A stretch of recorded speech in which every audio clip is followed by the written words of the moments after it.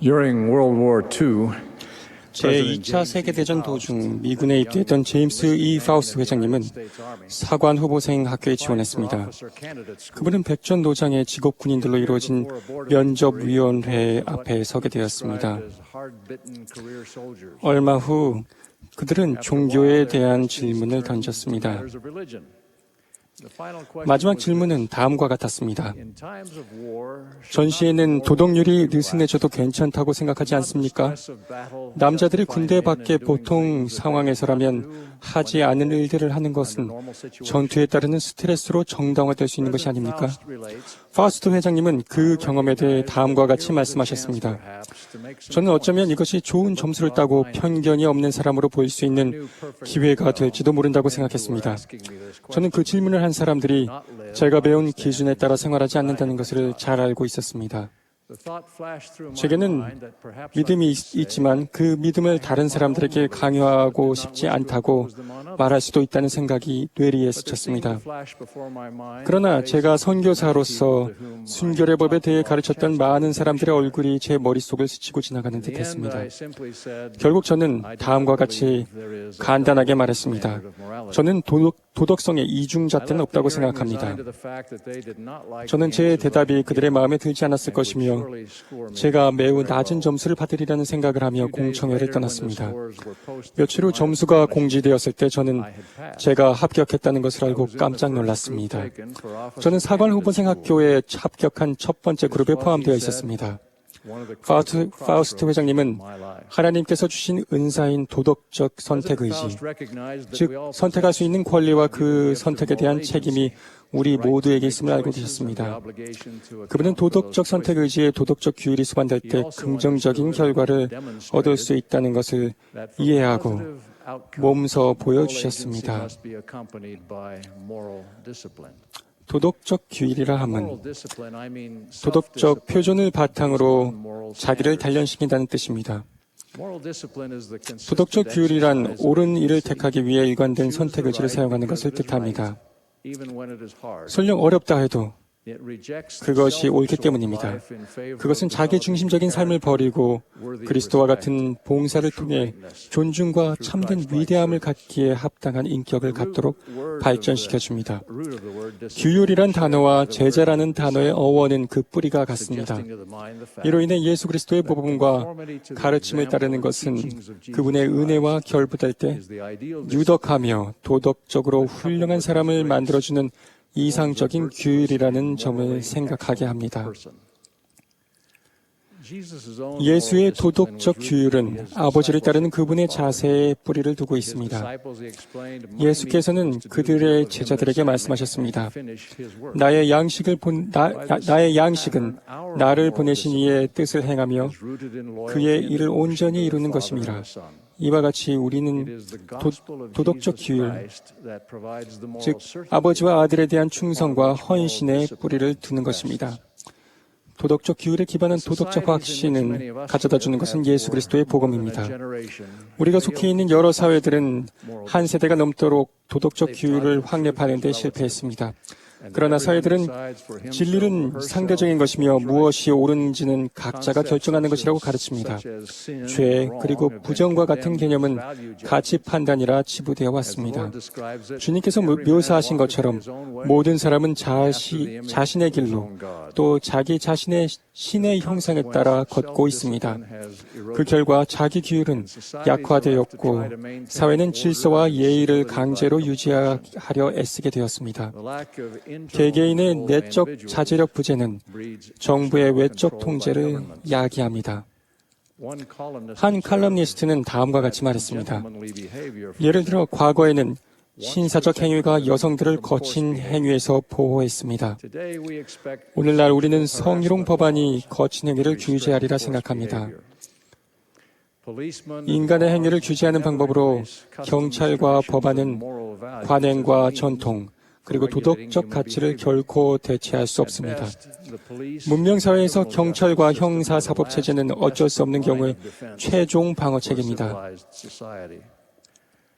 행동을 규제하기 위해 법률에 점점 더 많이 의존한다는 것은 우리 사회가 문명으로부터 얼마나 멀어졌는지 보여주는 척도입니다. 세상 대부분의 곳에서 우리는 장기간 지속되고 있는 극심한 불경기를 겪고 있습니다. 복합적인 원인이 있었지만 광범위한 부정행위 및 비윤리적인 행위, 특히 미국 주택 및 금융시장의 그런 행위들이 그 원인에 포함되어 있습니다. 그에 대한 대응은 더 많고 강한 규제를 실시하는 것이었습니다. 그렇게 하면 부도덕한 행위를 그만두는 사람도 있겠지만 어떤 사람들은 좀 더 창의적인 방법으로 빠져나갈 것입니다. 모든 상황을 예견하고 다룰 수 있도록 정교하게 만들어진 만족스러운 법률은 결코 존재하지 않으며 있다 하더라도 그 법률을 집행하는 데는 불가능할 정도로 비용이 많이 들고 부담이 될 것입니다. 이러한 방식은 모두의 자유를 점차 박탈해 갑니다. 풀턴 제이신 감독님께서는 이런 명언을 남기셨습니다. 우리가 그리스도의 멍에를 받아들이지 않았으므로 이제 우리는 카이슬의 멍에로 인해 두려움에 떨어야 합니다. 결국 사회 타락의 증상과 그 근본 원인에 효과적으로 대처할 수 있는 방안은 개개인이 내적인 도덕 나침반을 갖추는 것뿐입니다. 죄가 죄로서 비난받고 도덕적 규율이 시민의 미덕으로 인정받지 않는 한 사회는 공동의 선을 수립하기 위해 헛된 몸부림을 칠 뿐입니다. 도덕적 규율은 가정에서 배우는 것입니다. 우리가 다른 사람들이 하거나 하지 않는 일을 규제할 수는 없지만 후기 성도들은 분명 자기 자신의 삶에서 덕을 나타내 보이는 사람들과 함께 서고 자라나는 세대 안에서 덕을 심어줄 수 있습니다. 몰몬경의 역사에서 기원전 66년부터 60년까지 오랜 전쟁에서 니파인들의 승리로 이끄는 데 주된 역할을 했던 젊은이들, 즉 암몬 백성들의 아들들을 기억하십시오. 그들의 인격과 규율은 다음과 같은 말로 묘사되었습니다. 그들은 무엇이든지 그 맡은 일에 항상 충실한 자들이었더라.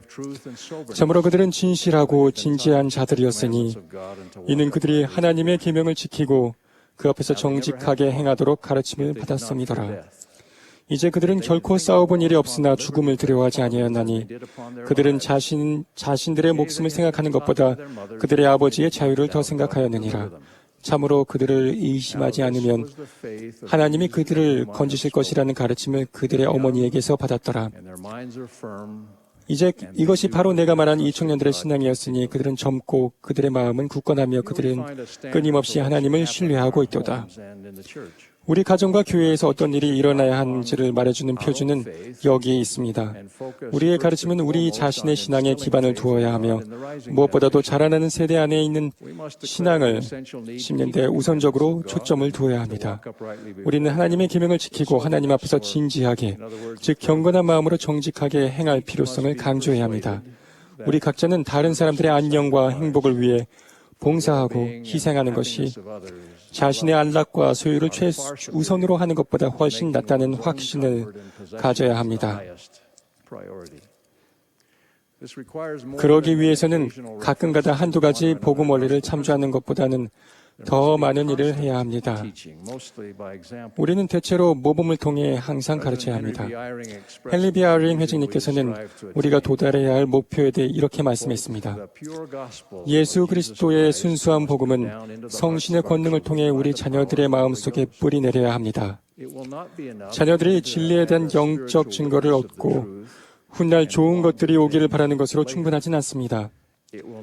언젠가 깨끗해지고 강화되기를 바라는 것으로는 충분하지 않습니다. 자녀들이 우리와 함께 있는 동안 예수 그리스도의 회복된 복음으로 온전히 개종하도록 하는 것이 우리의 목적이 되어야 합니다. 그러면 그들은 자신이 가진 지식뿐 아니라 그들의 정체성으로부터 힘을 얻게 될 것입니다. 그들은 그리스도의 제자가 될 것입니다. 저는 자녀들에게 복음을 강요하고 싶지 않으며 그들이 무엇을 믿고 따를 것인지 스스로 결정하길 바란다고 말하는 몇몇 부모들을 보았습니다. 그렇게 함으로써 자녀들이 선택 의지를 행사하게 하는 것이라고 그 부모들은 생각합니다. 그들이 간과한 것은 선택 의지를 총명하게 사용하려면 진리에 대한 지식, 즉 사물의 현재에 대한 지식이 필요하다는 점입니다. 그런 지식이 없는 청소년들에게 그들 앞에 놓여진 선택을 이해하고 평가하기를 기대해서는 안 될 것입니다. 부모들은 사탄이 그들 자녀들에게 어떤 방법으로 접근하는지에 대해 깊이 생각해 보아야 합니다. 사탄과 그의 추종자들은 객관적인 것을 장려하는 것이 아니라 그 수많은 방법을 통해 죄와 이기심을 열성으로 옹호하고 있습니다.